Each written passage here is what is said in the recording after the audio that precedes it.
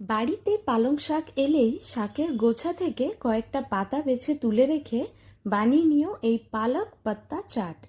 পালং শাকের পাতা ভেজে সেক দিয়ে বানানো চাট ভেজিটেরিয়ান স্টার্টার হিসেবে বেশ জনপ্রিয়।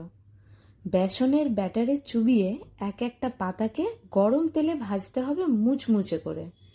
এত ভালো লাগে খেতে যে মনে হয় শুধু এটাই বসে বসে এক থালা খেয়ে নিই।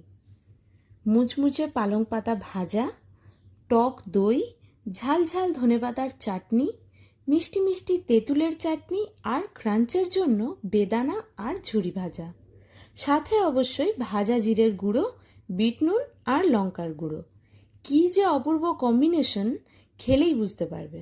বানিয়ে খেয়ে নিজেই নিজের পিঠ চাপড়াবে।